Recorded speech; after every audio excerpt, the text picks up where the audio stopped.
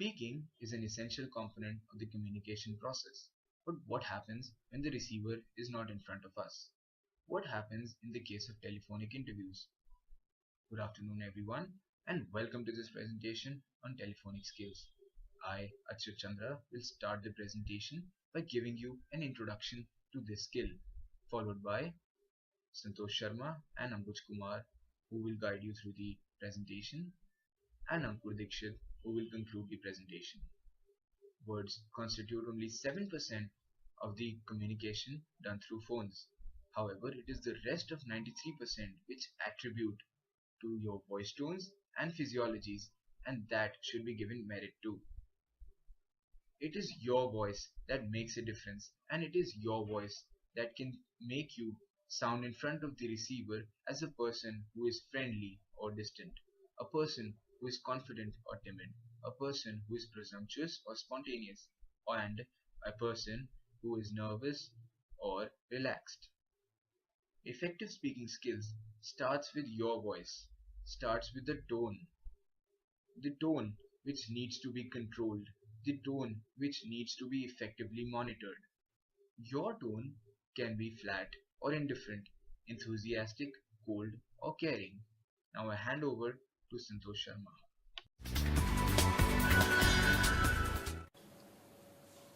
Word content.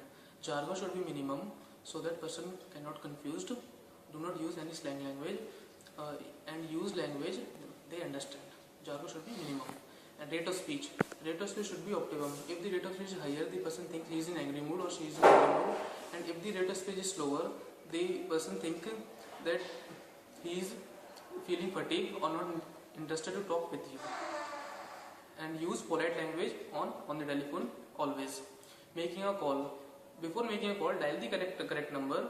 After dialing the correct number, let the phone ring 6 to 8 times so that person can ready, and avoid the habit of chewing, eating, drinking or smoking before making a call. There are various things that must be kept in mind while receiving a call. Answer the phone promptly. Within 3 rings is a standard practice. Identify the department and yourself immediately. Let the caller hear your smile. Smiling conveys a pleasant tone to your voice. Use the caller name if you can, as it gives a personal touch and helps to establish rapport. Transfer calls only if required. Try to resolve the caller problem yourself whenever possible. If you must transfer the call, ensure you explain why. Placing a call on hold.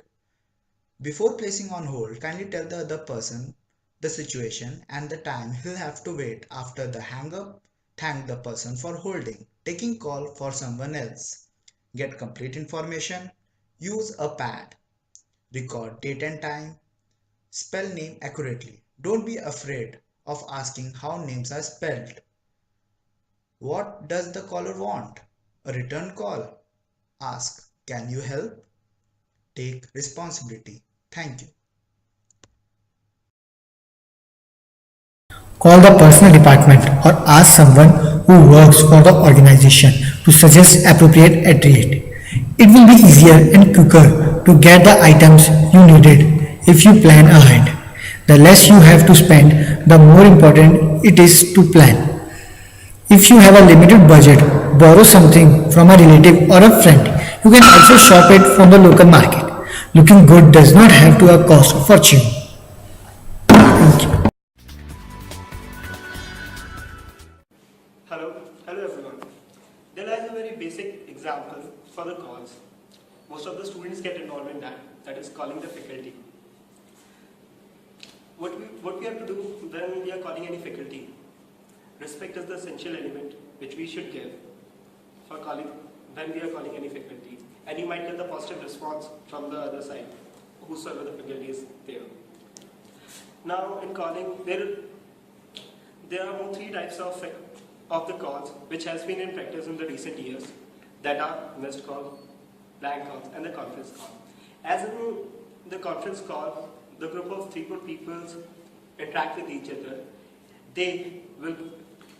You should be assured that everyone in that particular group, before switching on your conference mode, is willing to talk in that. This should be the assurance whosoever is conferencing that call. Now, if I have to conclude all these telephonic skills, there are some steps for calling professionally and effective speaking on the call. First, be prompt, prepared, and courteous. Listen effectively. You should have patience to listen to the other side caller. Offer professional assistance to the call. Never fuse your anger or frustration with that call. Deliver the difficult message positively. Balance your time with the caller's need and conclude your call professionally. This is all from our side. Thank you.